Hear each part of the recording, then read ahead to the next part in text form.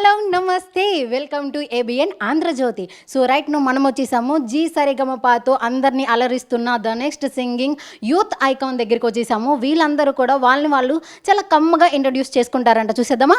Hello, hi అండి. అబేగ్నా super. Hi అండి. Hi. Pratyusha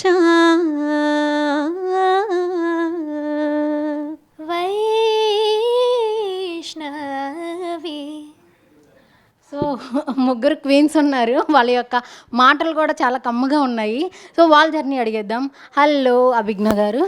so మీ యొక్క జర్నీ అంటే ఫ్రమ్ యూఎస్ఏ టు మన ఇండియాకి వచ్చేసారు. మీ యొక్క జర్నీ కూడా అలాగే ఉందా? అండ్ ఆల్రెడీ మీరు వేరే యొక్క సింగింగ్ కాంపిటీషన్లో కూడా పార్టిసిపేట్ చేశారు కదా. సో దీని సరిగమప జర్నీ ఎలా అనిపిస్తుంది?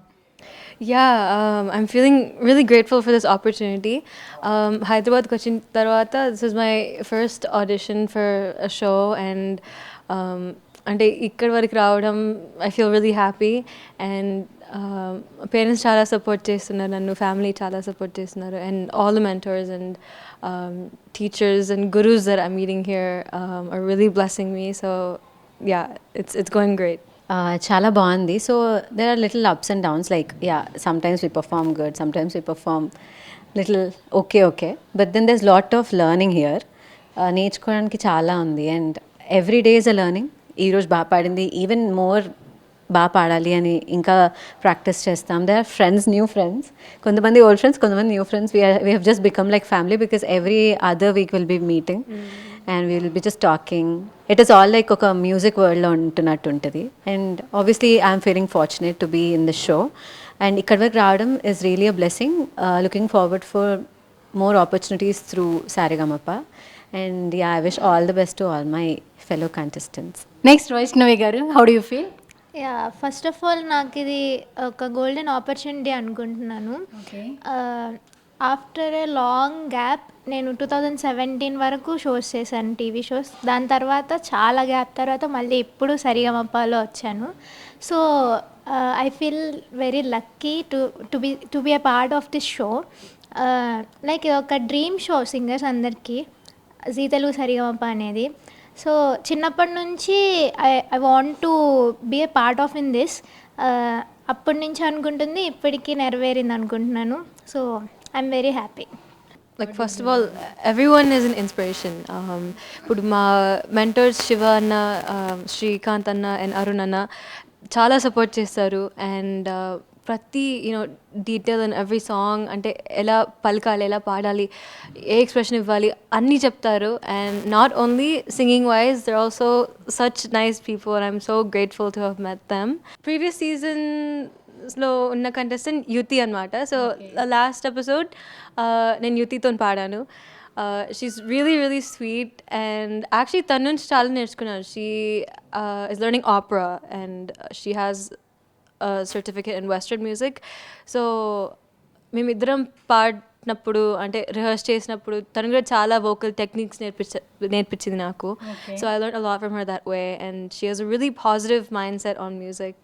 And one piece of advice she gave me is just to enjoy your self, enjoy your singing. అంటే కాంపిటీషన్లో ఉన్నాం కానీ this is a golden opportunity. You should just also make sure to have fun at the same time. Kasala Sham garu will give us a lot of insights about writers, like our composition. Konni sarlu composing ayin tarvata rastaru, konni sarlu rasin daniki compose cheyadam jarugutundi.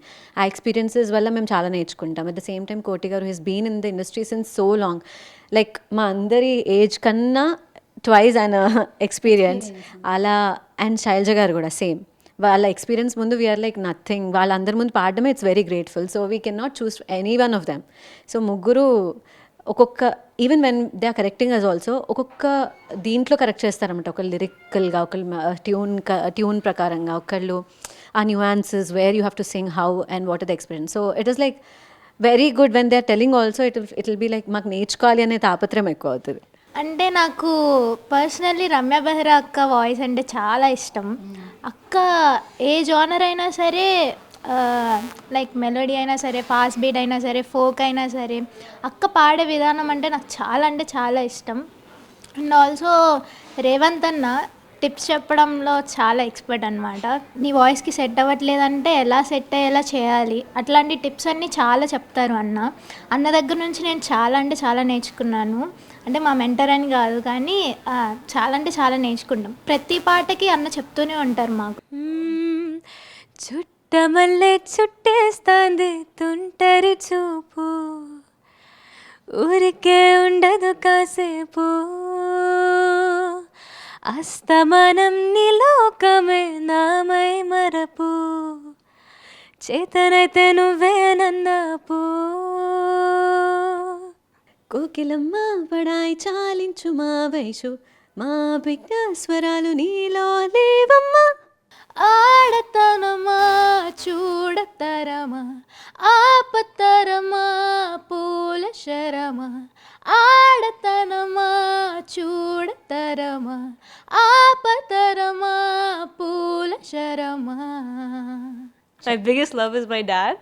So తను ఇంకా యూఎస్లో ఉన్నారు and నేను హైదరాబాద్కి వచ్చాను. So అంటే ప్రతిసారి ఎప్పుడు మాట్లాడినా మినిమం 3 hours 4 hours మాట్లాడుకుంటాం నేను డాడీ. రాంగ్ సాంగ్ని చూస్ చేసుకోవడం, లేకపోతే లిరిక్స్ ఏమన్నా తప్పుగా పాడడం కానీ అలాంటివి ఏమన్నా? అంటే పర్సనలీ నేను ఎప్పుడు ఎక్స్పీరియన్స్ చేయలేదు. అంటే ఎవ్రీ సాంగ్కి ఒక లెర్నింగ్ ప్రాసెస్ ఉంటుంది. అంటే లిరిక్స్ తప్పు పాడినా కూడా ఓకే ఇప్పుడు ఎందుకు మర్చిపోయినా, because maybe I locked focus or I locked practice, అంటే ఆ పాట వల్ల అది నేర్చుకోగలం. సో నిజంగా అలా ఏమనిపించలేదు. And every song has a different genre. So ఒక పాట నేర్చుకుంటే it's like you're learning a part of one huge genre. So that's how I feel. అంటే ఎవ్రీ పాటకి ఒక it's like little mini world is like every song. నేను అలా lyrics మర్చిపోవడం అంటే వన్స్ ఇన్ వైల్ అవుతుంది, because we get tensed for some songs. అంటే it's not lack of practice. ఆ స్టేజ్ మీదకి వెళ్ళి అక్కడ నించున్నప్పుడు ప్రతిసారి అవ్వము. It just depends on the situation, మా పక్కన సినారియో ఎలా ఉంది, అలా సడన్గా టెన్స్ అయినప్పుడు there are chances that we miss our lyrics. And కొన్నిసార్లు నన్ను పాడతాము, కొన్నిసార్లు అక్కడ రిలేటెడ్ లిరిక్ ఆటోమేటిక్గా నోట్లోంచి వచ్చేస్తుంది, లేకపోతే ముందులేని నోట్లోంచి వచ్చేస్తుంది ట్యూన్లోకి. సో అలా ఫ్లోలో వెళ్ళిపోతుంటాం. బట్ అది it's quite common. But I never felt personally అబ్బా ఈ పాట ఎందుకు పాడామా, ఎందుకంటే ఒకవేళ ఫస్ట్ డే ఆ సాంగ్ రాకపోయినా నేర్చుకునే ప్రాసెస్లో వచ్చేస్తుంది కాబట్టి. ఈ పాట ఎందుకు పాడనరా బాబు అని అనిపించినవి ఏమీ లేవు ఇప్పటి వరకు. అంటే ఏదన్నా పాట పాడినా కూడా అది సరిగ్గా అవుట్పుట్ రాకపోయినా ఇలా పాడాను కదా, ఇలా పాడుంటే బాగుండేది అని అనిపించేది, కానీ అంతేగాని ఎందుకు పాడనరా బాబు అని చెప్పి ఎప్పుడు అనిపించదు. To be frank, all of us select అయినప్పటి నుంచి ఇప్పటి వరకు there is no one that we spoke about marks. Genuinely speaking, even after the show, before the show, the only thing that comes into our mind is మనకి ఇచ్చిన పడ మనం, అంటే వేరే వాళ్ళు ఎవరో సాటిస్ఫై అయిపోయి మాకు 100 marks ఇచ్చేయాలి అని కాదు. బేసికలీ అందరం మనం సాటిస్ఫై అయ్యేలాగా, అంటే ఇప్పుడు పాడేసి వచ్చి మేము వెనక కూర్చున్నప్పుడు దీన్ని ఇంకా బెటర్గా పాడాల్సిందే అని అనుకోవద్దు. I have given my 100%. అంతే. అక్కడ 60 వచ్చిందా, 50 వచ్చిందా, 100 వచ్చిందా, doesn't matter. Example, like even if I scored 95 for a song, there is a moment that okay దీంట్లో ఇంకొంచెం తప్పులు పాడా, maybe I would have done better, but అది స్కోర్ హైయెస్ట్ అయి ఉండొచ్చు. బట్ నేను personally I would have felt that. So that is how we all of us think.